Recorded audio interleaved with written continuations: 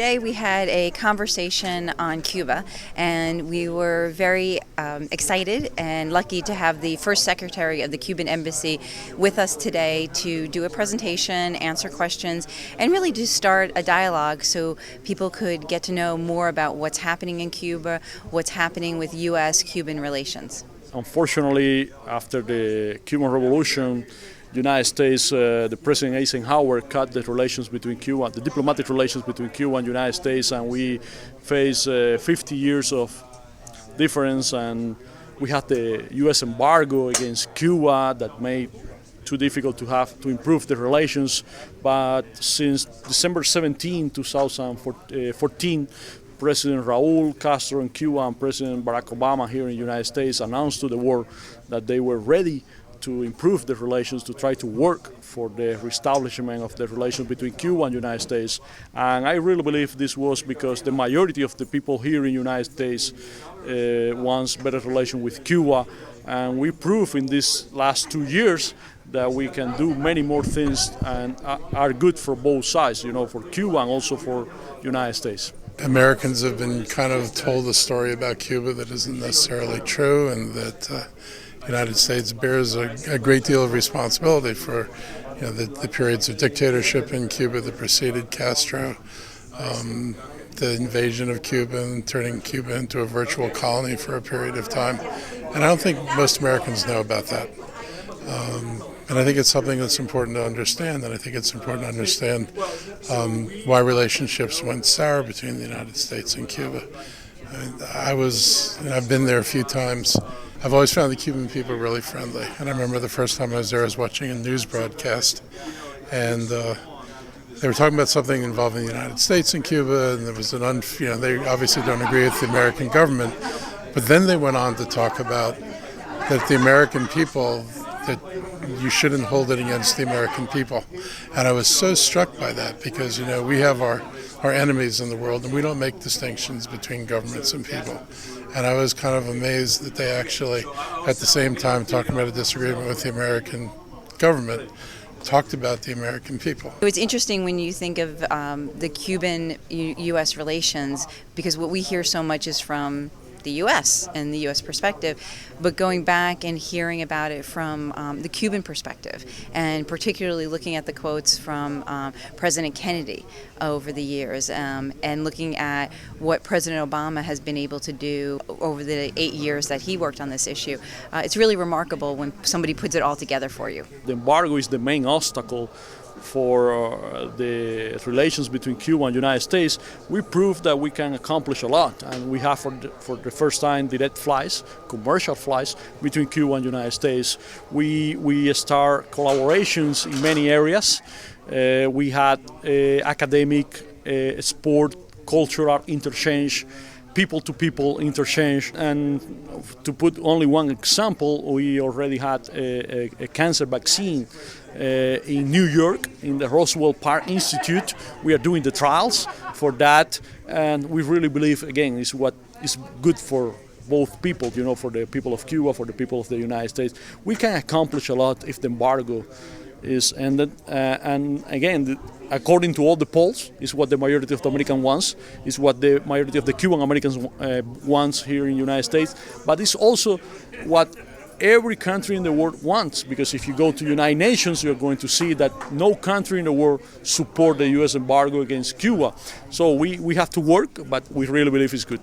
People need to go there and see it for themselves. I mean, I was told when I first went there that I wouldn't be able to walk around freely, I wouldn't be able to talk to people freely. And the truth is, in all the trips I've taken down there, I've been completely on my own. I never had anybody say I have to go with you. I've never had anybody stop me from talking to people on the street. And then I was always wondering, you read about this in the newspaper and people say, oh yeah, this is reality. And I never experienced that. And this is, long before I was an elected official, and somebody might have been worried about, me saying something bad. It was just my experience as a normal person going there. I was treated like a normal person. And I think it's a place that it's worth seeing. Cuba is a friendly country that wants better relations, and I want to see many more people from Takoma in Cuba. Our embassy is open in Washington, D.C. for all the people who wants to visit. We had a number of residents who have been to Cuba in recent years. For them to tell us what it's like to actually visit Cuba was really helpful in creating more understanding and building that bridge between our country and Cuba.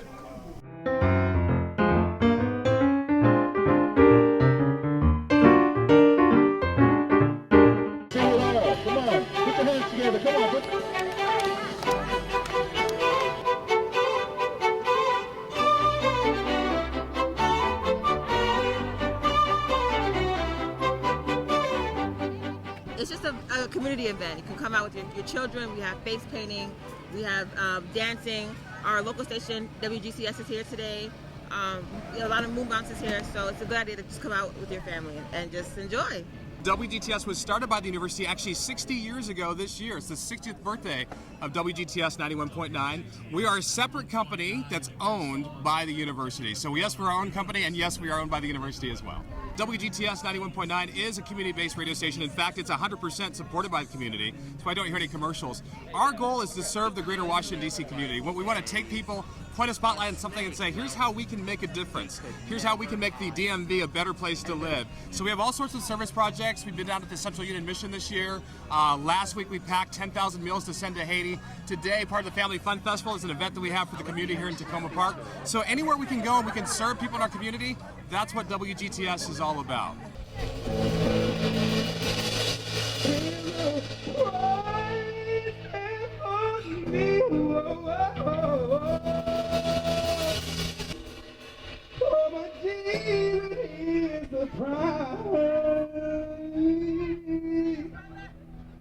That waits for me. Come on. You know, entertainment is just the hook. That's the bait. We want to encourage people to take one step closer to Christ. It's very clearly a Christian station.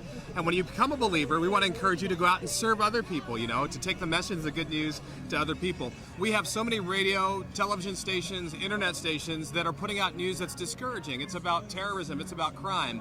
We want to be the opposite of that, to say, hey, there is good news, and there is good news every single day. And that's the fact that Jesus loves you. And because he loves you and he loves me, we can go out and love everyone else around us.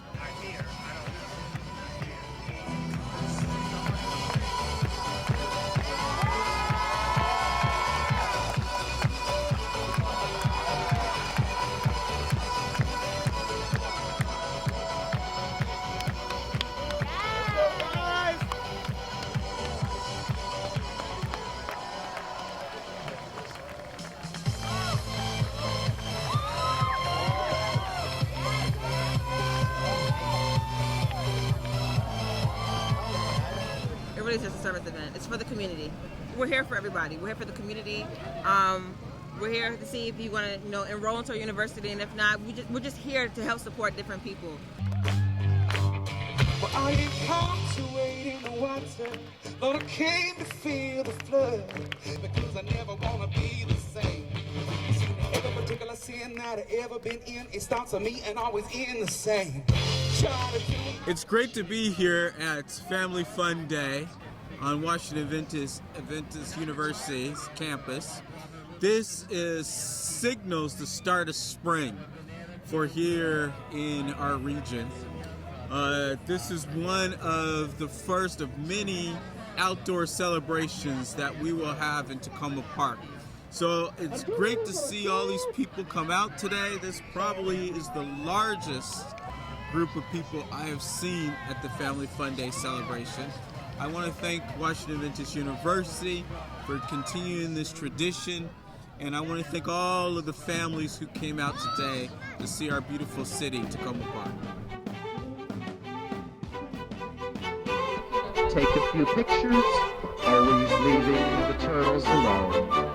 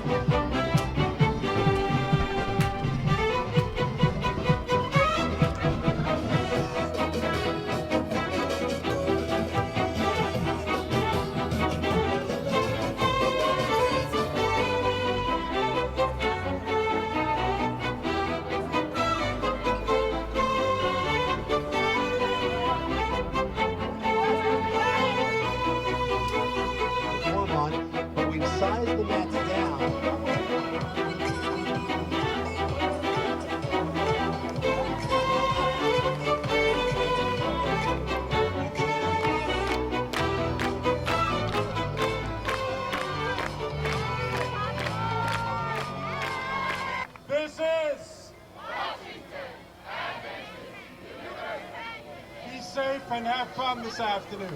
Thank you.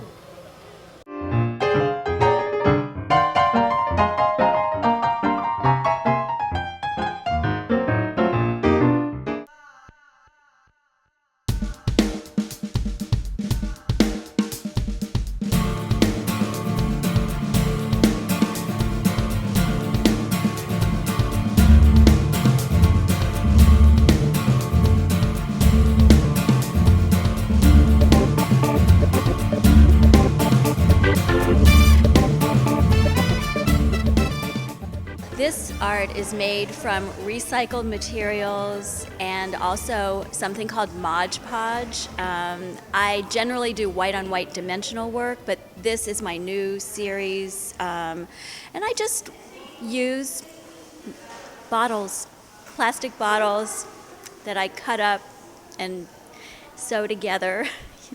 So pretty much that's it, yeah. I would describe this art as ephemeral, something that is here but then will be gone, because it's not something that somebody will take home and put on their wall. My thought process when I first began this was thinking about how we throw these bottles away constantly. We drink this water, it's so precious, we throw the bottles away. They are recycled, but many times you see them laying around. And I connected that with us human beings and how we are in our bodies. And once we're gone, we're gone. We're just gone. And especially as a woman, I'll just throw this out there, I'm a vessel. I gave birth, and, sometimes we're just sort of pushed aside. We won't go into that, though. But, that's the process. So basically, it's about reusing things that seem to have outlived their usefulness. And that's the process. That's the thought behind it. That's why I'm making it. Well, I use pretty much all the materials I can get my hands on. I'm definitely a mixed bag like that, which has bothered some teachers along the way. But I'm like, but no, I can make it this as a drawing, but then I can go make it this big. Once they realized that I thought big and small in the same concept, they started understanding, and my work got better. I've been playing with copper since I was tiny, hammering copper and copper wire, and I usually put it down for a very long period of time, and recently I've picked it up again twice. And this series of wire birds is the most developed I've ever done with copper wire, and I'm very, very happy with them. And so with copper wire, I'm inspired by the industrialness of it and the pliability and the idea of currency and value that's also really cheap and something that we use all the time. I was inspired by the motion of birds and the motion of currency, which we use with copper, and that malleable permanence. I like the dichotomy of things that are either something you're drawn to, but you also push away. That's very central throughout most of my work. But copper wire is definitely not the only thing I do. I also make sculptures that are more permanent feeling. I weld, I do bronze work, and I have a masonite series on the other wall, which actually is what started these in the first place. I'm not someone who's done a lot of work about animals. I'm much more figurative. And something about DC and how people move here made me start really paying attention to the wildlife. And the best that there is of that here are the birds. And so I got interested in bird migrations and thinking about them in public art as well. And so that started this small series that now I've been working on for about 2 or 3 years now. And I have this collection. I use acrylic paint, and I do a lot of collaging with paper materials, found objects. Some of it's newspaper. Some of the found objects could be rusted metal. I basically collect a lot of things that I sometimes use. Most what I've been doing in recent years is on canvas, and I basically I do representational but also abstract work. I often combine representational abstract work. The other works relate to what's going on in the world. I have a piece on the other side of the room that I did after the Orlando shooting last year, the Orlando massacre, a piece that kind of came out of that, but nothing is just about any one thing. It's always going to be about a lot of different things. I don't have a specific definition because I think art can be so many different things. And my work, as you can see, on one side of this room are portraits, representational portraits of people. On this side of the room, it's more abstract, more collage, paint. So it runs the gamut. You know, I don't have a specific philosophy, but I've been influenced certainly by some very important artists of the last century and earlier. My work here is collage. I use paper. It's paper collage, and what I'd like to do is describe how I actually make this particular set of work. This work started with photographs that I took on a return trip to Prague. It was my second time in Prague. So I was looking, instead of just focusing on the typical tourist things, I was noticing the sidewalks. The sidewalks are really carefully created mosaics. They're patterns with dark and light tiles. And I just thought they were so much nicer than our poured cement.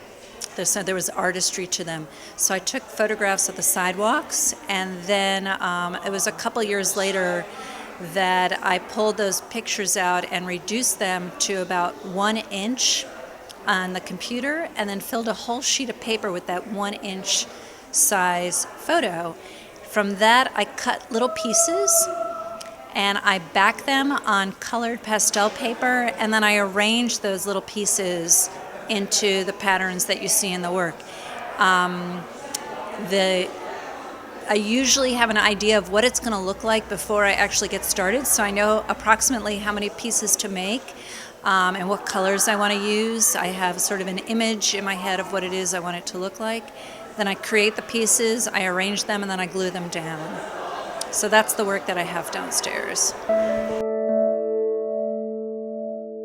The material I use usually is, for this one especially, is pen, ink, and paper. Well, I started off with the traditional patterns, sort of culturally influenced, but then I just took my own twist on it, put some geometric styles and everything added to it. I just like the way the shapes come together and the different textures you can add to it without actually having to change it. You just change the thickness of the pen, you can get a lot done in the picture, in the art.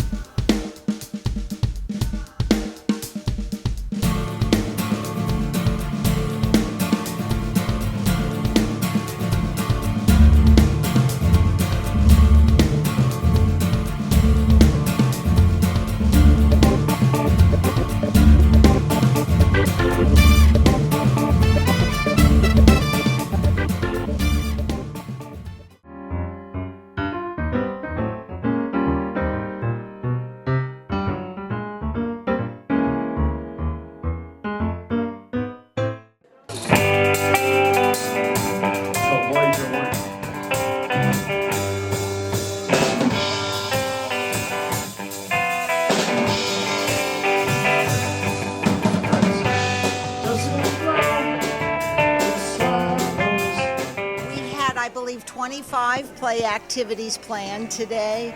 Several businesses contributed for the cookie decorating and the refreshments, and Heritage helped us with bringing the equipment and bringing it back. The supplies, of course, the Finn family helped us with the t-shirts. It's just been great. Well, Midwinter Play is just let's say a time to come out of the house with your family, come and play games, have snacks, just enjoy each other's company, get away from the computer and from the desk. I've been involved since almost the beginning of the play days, and the first job I sort of ended up with was dress-up lady, and I think I have the best gig in the whole place because I get to see these kids come and they put on different clothes or they put on jewelry, and then they walk over to the mirror and they are transformed. It's really wonderful. And the parents are often, transformed as well. Well, this is the first time I'm volunteering for the Let's Play America, and it's all exciting for both the kids and the adults, and I love coming here because what I thought about it is exactly what it is, which is having fun while you're helping others and helping the kids too. At least I ran into a few kids that played table tennis with me, and I showed them how to play it. And I also had some Miss Colleen, who is, I think, an older member, 90 years in 2 days or 3 days from now. And I had a chat with her and Neil. So it was all fun all the way through. For the experience, I think it's awesome, and I love what Pat is doing. So Let's Play America, it's a very good event that if given a chance, I'll still come back sometime later to volunteer again. I played with, what was her name? Colleen, and her name, she was 89, and I was kind of, impressed that I was kind of winning. I was. Simon says, both hands on your shoulders. Simon says, both hands on your head. Simon says, rub your tummy and touch your nose 3 times. Some of my favorite things were making the cookie, decorating the cookie, because it was really delicious, and you got to put a lot of sweets on it. And I liked playing Connect 4 and Big Chess. It was really fun. Had a ton of fun at Playday. I'm so excited with how many families came out. We had 2 Zumbini classes where kids 0 to 4 came. We did eggs and bells and instruments, scarves. They just had a great time dancing with their parents and making some memories. We did a Zumba Kids class, which was a ton of high energy, a lot of sweating, big kids jumping around. Just a lot of fun time for kids to be bonding with their parents. To me, the importance of play is just to get out and let your mind relax. Instead of being behind a desk, like I said, and being behind a computer, with social media out being so popular nowadays, it's just it's something to do just to relax people and to get people to come out with old and new and enjoy themselves playing. For children, it helps them develop social skills, problem-solving skills, but for adults, it just helps them relieve stress. And having events like these, it helps people of different economic levels all come together, people from all over the community come and play together. It was great. It was a lot of fun. It was great the way it brought the community together, and kids got to play a lot of different games, do a lot of different activities, and especially since it was rainy earlier, it was great to have a lot to do indoors with a lot of other people. Ran into some friends and made some new friends. I think playing is important because you need an opportunity to meet new people and not just work all day and have a little fun. One of the things also that I like the most about this is hearing all the different languages that the kids are speaking and the parents are speaking, and it makes me really proud to live here in Takoma Park. So I'm a supporter of the play movement in Takoma Park because it helps the community come together and where people can meet each other, especially if you just moved to the town and you're new. You can come down here and feel like you participate. I know there's some families from other countries who just recently moved to this town within the past month or 2. And when they come to the community center, they say, this is where I live now. People that missed, hey, remember that you deserve to play. And so give yourself time to go out and play every day.